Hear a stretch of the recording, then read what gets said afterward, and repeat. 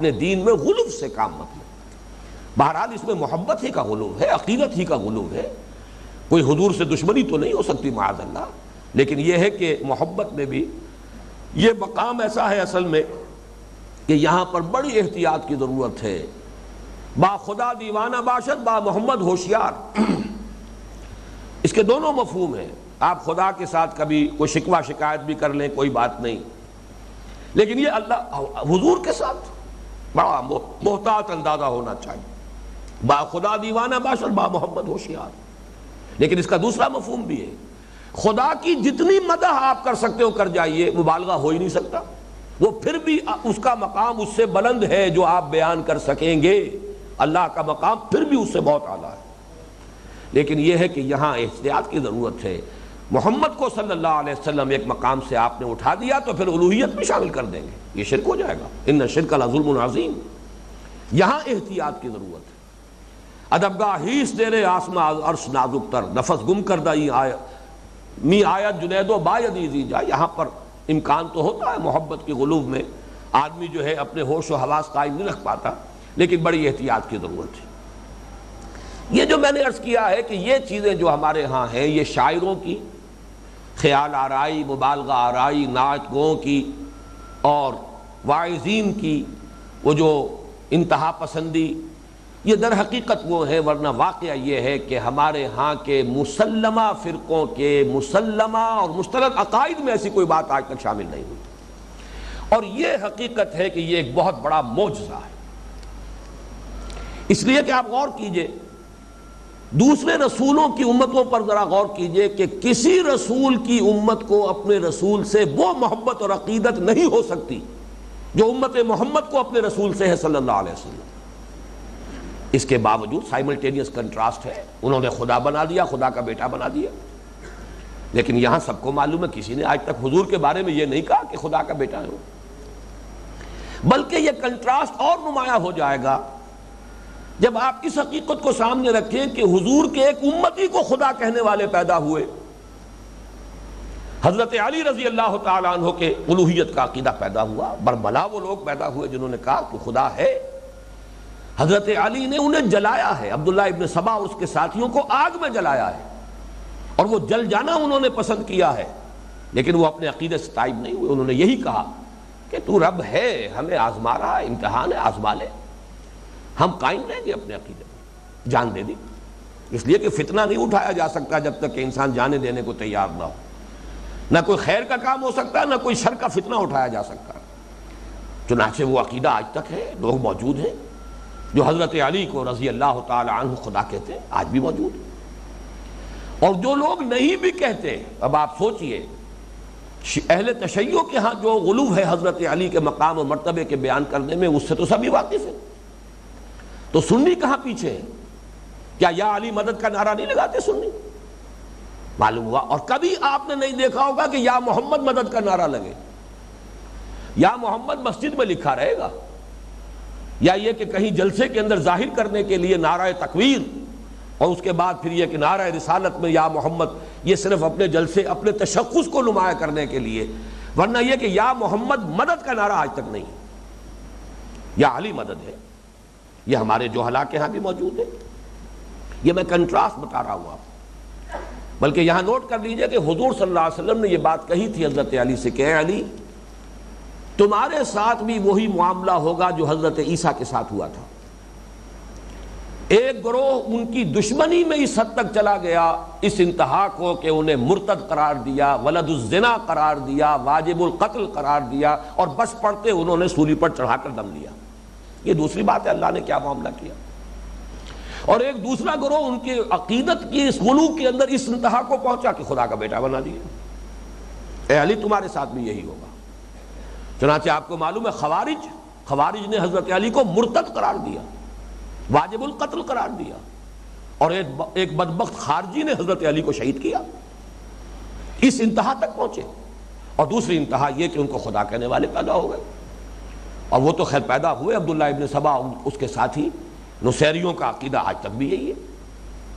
اور اس سے بھی آگے بڑھ کر نوٹ کیجئے، یہ اوتاروں کا جو معاملہ میں نے گنوایا تھا شرک فی الذات میں، ہندوؤں میں 9 اوتاروں کا تصور ہے۔ اسماعیلیوں نے جب آ کر ہندوستان میں اپنے مذہب کی تبلیغ کی تو انہوں نے اس کو پیلیٹیبل بنانے کے لیے یہاں کے مقامی ہندوؤں کے لیے یہی لفظ استعمال کیا، حضرت علی کو دشم اوتار قرار دیا۔ 9 اوتار تم پہلے سے مانتے ہو، ایک اور مان لو، کیا بگڑ جائے گا؟ حضرت علی کو اوتار، دشم اوتار، اسماعیلی فرقے کی جو اہم ترین کتاب ہے اس کا نام دشم اوتار ہے، اوتار۔ تو میں یہ سب کچھ اس لیے بیان کر رہا ہوں کہ کنٹراسٹ واضح ہو جائے کہ کس قدر حفاظت ہے جو محمد الرسول اللہ صلی اللہ علیہ وسلم کی ہوئی ہے، کتنا بڑا معجزہ ہے کہ محبت اور عقیدت کا وہ معاملہ کہ جو امت مسلمہ کو، امت محمد کو رہا آن حضور کے ساتھ صلی اللہ علیہ وسلم، اسے دیکھیے اور پھر یہ دیکھیے کہ ان کے ایک امتی کو کیا نسبت ہے نبی کی اور امتی کی۔ امتی کو خدا کہنے والے پیدا ہوئے۔ میں آج جب سن رہا تھا اپنا پچھلا کیسٹ تو اس میں یہ الفاظ بھی میں کہہ گیا ہوں، آج پھر دہرا رہا ہوں، صرف یہ کہ نقل کفر نباشت والی بات ہے، یہ سمجھیے کہ جو بات کہہ رہا ہوں سمجھانے کے لیے۔ حضرت مسیح کو تو خدا کا بیٹا قرار دیا، حضرت علی کو خدا قرار دیا، اور حضور نبی ہیں، یہ امتی ہیں، تو گویا کہ اس نسبت سے تو کم اس حوالے سے نسبت کہی جائے تو خدا کا باپ بنیں گے حضور صلی اللہ علیہ وسلم۔ باپ تو ہے نا حضور حضرت علی کے، اس لیے کہ خسر ہے اور خسر بھی باپ ہے، باپ کی جگہ پر ہے۔ اس کنٹراسٹ کو واضح کرنے کے لیے کہہ رہا ہوں، پھر سوچئے کہ یہ کس قدر معجزہ، کتنی بڑی حفاظت ہے، کتنا بڑا فضل ہے، کتنا بڑا کرم ہے جو اس امت پر ہوا۔ تعرف الاشیاء باسدادھا، جب تک کنٹراسٹ سامنے نہ آئے حقیقت کھلتی نہیں۔ اس کا سبب کیا ہے یہ بھی سمجھ لیجئے۔ سبب یہ ہے کہ حضور آخری نبی ہیں۔ حضرت عیسیٰ کے بارے میں غلو ہوا، گمراہی کے عقیدے ایجاد کیے گئے، حضور نے آ کر تصحیح کر دی۔ اگر حضور کے ساتھ یہ معاملہ ہو جائے تو اب تصحیح کرنے کے لیے کون آتا؟ یہ ختم نبوت کا لازمی تقاضا ہے۔ ختم نبوت کا ایک لازمی تقاضا آپ کو معلوم ہے، قرآن کی حفاظت کا ذمہ اللہ نے لے لیا۔ حالانکہ تورات بھی اللہ کی کتاب تھی، اس کی حفاظت کا ذمہ نہیں لیا۔ اللہ ذمہ لے لیتا تو اس میں تحریف ممکن نہیں تھی، اور قرآن کی حفاظت کا ذمہ اللہ نہ لیتا تو اب تک کبھی کی تحریف ہو چکی ہوتی، اس کے ترجموں میں تحریف ہو چکی ہے، تفسیروں میں تحریف ہو چکی ہے۔ صرف متن محفوظ ہے، اس لیے محفوظ ہے کہ اللہ نے اس کا ذمہ لیا۔ کیوں لیا ہے؟ یہ آخری کتاب ہے، یہ مسخ ہو جائے، اس میں تحریف ہو جائے تو تصحیح کیسے ہوگی؟ اسی طرح حضور آخری نبی، آخری رسول، ان کی شخصیت مسخ کر دی جائے معاذ اللہ، ان کی حیثیت بدل دی جائے تو پھر کون ہوگا جو آ کر جو درست مقام اور مرتبہ ہے محمد کا صلی اللہ علیہ وسلم اسے بیان کرے؟ تو یہ در حقیقت ایک منطقی تقاضا ہے کہ اس کو اللہ تعالیٰ نے پورا کیا ہے۔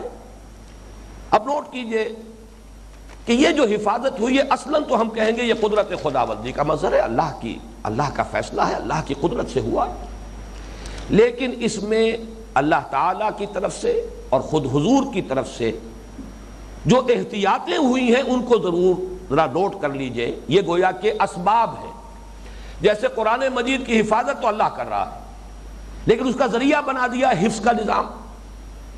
یہ جو حافظ لوگ قرآن کو یاد کرتے ہیں، پھر رمضان مبارک آتا ہے تو ایک جشن کی کیفیت ہوتی ہے، حفاظ دورہ کر رہے ہیں، اللہ نے ایک ذریعہ بنایا عالم اسباب میں۔ اسی طریقے سے حضور کی شخصیت کو اس غلو سے بچانے کے لیے اللہ تعالیٰ نے اسباب کیا پیدا کی؟ یہ 3 کیٹیگریز میں نے ان کو نوٹ کیا ہے، اور 3 ضرب 3 9 امور ہیں، وہ نوٹ کر لیجئے۔ سب سے پہلے یہ کہ قرآن مجید میں حضور کی بشریت کو بہت باشگاف الفاظ میں، بڑے تکرار کے ساتھ، بڑے اعادے کے ساتھ بار بار سامنے لایا گیا۔ سورہ بنی اسرائیل میں فرمایا گیا، قل، اے نبی کہہ دیجئے، سبحان ربی هل كنت الا بشرا رسولا، پاک ہے میرا رب، میں تو اس کے سوا اور کیا ہوں کہ بشر ہوں اور رسول ہوں، اللہ تعالیٰ کا بھیجا ہوا ہوں، اس کے سوا میری تو کوئی حیثیت نہیں، میں بشر ہوں۔ اور سورہ کہف کی آخری آیت جو ہے یہ اس پر ضربہ سنام ہے قرآن مجید کا۔ اور یہاں تقابل کر لیجئے سورہ بنی اسرائیل کی آخری آیت، وہ بھی توحید کا بہت بڑا خزانہ، لیکن وہاں اللہ تعالیٰ کے مقام رفیع کو برقرار رکھا گیا کہ اسے نہ گرا دینا کہیں۔ قل الحمد للہ الذی لم یتخذ ولدا ولم یکن لہ شریک فی الملک ولم یکن لہ ولی من الذل وکبرہ تکبیرا۔ اور سورہ کہف کی آخری آیت وہ دوسرا شرک، کسی کو اٹھا کر خدا کے برابر کر دینے والا شرک، یہ اس پر ضربہ سلام ہے۔ قل انما انا بشر مثلکم یوحی الی انما الہکم الہ واحد، کہہ دیجئے میں تو بس تمہاری طرح کا ایک بشر ہوں، ہاں مجھ پر وحی ہوئی ہے، اور اس وحی کا اہم ترین نقطہ یہ ہے کہ تمہارا الہ ایک ہی الہ ہے۔ فمن کان یرجو لقاء ربہ فلیعمل عملا صالحا ولا یشرک بعبادۃ ربہ احدا۔ تیسرا مقام اس میں نوٹ کیجئے، سورہ تغابن کی آیات 5 اور 6، وہاں قاعدہ کلیہ کے طور پر آیا ہے کہ تمام انبیاء کے ساتھ یہی معاملہ ہوا کہ جب وہ قوموں کے پاس آئے اپنے دعوی نبوت کے ساتھ تو ان کی نفی اسی بنیاد پر کی گئی کہ تم تو بشر ہو۔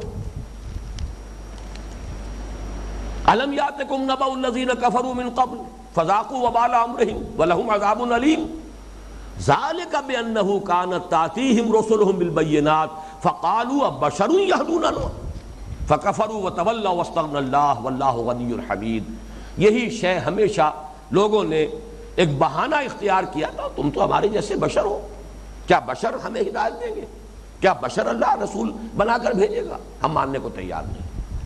اور اس کو نوٹ کر لیجئے کہ وہی بیماری جیسے کہ خون میں خرابی ہو، پھوڑا کبھی ادھر نکل آئے گا کبھی ادھر نکل آئے گا، مرض تو ایک ہے، پھوڑے دو جگہ نکلے ہیں، خرابی ایک ہے۔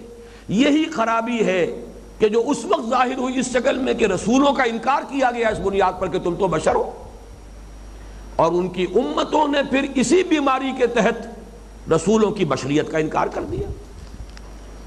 انہوں نے بشریت کی وجہ سے رسالت کا انکار کیا، امتوں نے رسالت کی بنا پر بشریت کا انکار کر دیا۔ اس میں ذرا ایک بات نوٹ کرنا چاہتا ہوں، جو ہمارے ہاں بریلوی مکتب فکر کہلاتا ہے عرف عام میں، ان کی ایک بڑی اہم شخصیت تھی، اب ان کا انتقال ہو گیا، صاحبزادہ فیض الحسن مرحوم۔ ان کی ایک تقریر میں نے سنی تھی منٹگومری میں، جو اب ساہیوال کہلاتا ہے، بڑے پیارے انداز میں انہوں نے یہ بات بیان کی تھی۔ عام طور پر تو ان کے واعظ جو ہیں وہ بشریت کی نفی کریں گے، انہوں نے بڑا عمدہ انداز اختیار کیا تھا، انہوں نے کہا کہ ہم لوگ جاہل نہیں ہیں، تمہارا کیا خیال ہے کہ ہم عربی نہیں جانتے؟ تمہارا کیا خیال ہے ہم نے قرآن نہیں پڑھا؟ کیا ہمیں معلوم نہیں کہ قرآن کہتا ہے کہ حضور بشر ہیں؟ ہم بھی مانتے ہیں کہ بشر ہیں، لیکن ہمارا تم پر اعتراض صرف یہ، گویا کہ وہ وہابیوں کو یا دیوبندیوں کو، اہل حدیثوں کو خطاب کرتے ہوئے گناظرانہ اور خطیبانہ انداز میں کہہ رہے تھے، ہم صرف یہ کہتے ہیں کہ ان کی بشریت کو زیادہ نمایاں مت کرو، یہ سوء ادب ہے۔ جیسے کہ تمہارے والد کا کوئی نام ہے، عبد الرحمن ہے یا جو بھی ہے، لیکن تم اپنے والد کو نام سے نہیں پکارتے، ابا جان کہہ کر پکارتے ہو، نام سے پکارو گے یہ سوء ادب ہو جائے گا، نام تو ہے ان کا۔ بس یہ ہے ہمارا موقف، وہ بشر ہیں، لیکن ان کی بشریت کو جس طرح تم ایمفیسائز کرتے ہو، جس طرح اس کو بیان کرتے ہو، اس میں سوء ادب ہے۔ بہرحال یہ میں چاہتا ہوں کہ وہ باتیں سامنے آئیں کہ جن سے یہ جو خلیج جو بہت بڑھ گئی ہے ان میں کچھ کمی ہو سکے، اللہ تعالیٰ کرے۔ تو معلوم یہی ہوگا، جیسا کہ میں عرض کر چکا ہوں، کہ جو مسلمہ فرقے ہیں ان کے مسلمہ عقائد میں ایسی بات موجود نہیں، ان کے اہل علم سے بات کریں گے تو بات کچھ اور سامنے آئے گی، ان کے نعت گو اور ان کے جو بھی واعظین ہیں ان کا انداز کچھ اور ہوگا، وہ تو زمین و آسمان کے قلابے ملائیں گے، یہ ان کی ضرورت ہے، پیشہ ورانہ ضرورت ہے۔ اب آئیے دوسری بات، قرآن مجید میں حضور پر صلی اللہ علیہ وسلم وقتاً فوقتاً جتنے سخت الفاظ میں گرفت کی گئی،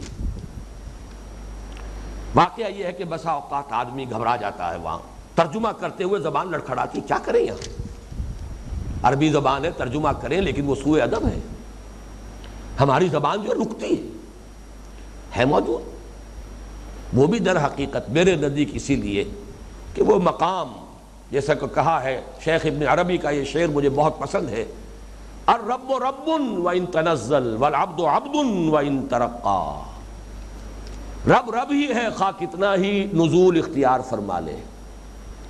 جیسے کہ آیا ہے حدیث میں، رات کے پچھلے پہر اللہ تعالیٰ سمائے دنیا تک نزول فرماتا ہے، چاہے وہ ساتویں آسمان پر عرش پر ہو تب بھی اللہ ہے، اور یہاں اگر نزول فرما لیا کیسے نزول فرماتا یہ ہمیں نہیں معلوم، لیکن حدیث میں نزول ہے، ہم کیفیت نہیں جانتے، اس کے اوپر ہمارا حضور کی دی ہوئی خبر ہے، ہم اسے تسلیم کریں گے، لیکن یہ کہ اس نزول سے وہ رب ہی رہتا ہے، اس کے اندر کوئی کمی نہیں آ جاتی۔ والعبد عبد وان ترقى، بندہ بندہ ہی رہتا ہے خواہ کتنا ہی ترقی کر لے، کتنا ہی اونچا چلا جائے۔ حضور 7ویں آسمان پر پہنچ گئے، سدرۃ المنتہا پر پہنچے، تب بھی عبد ہی تھے۔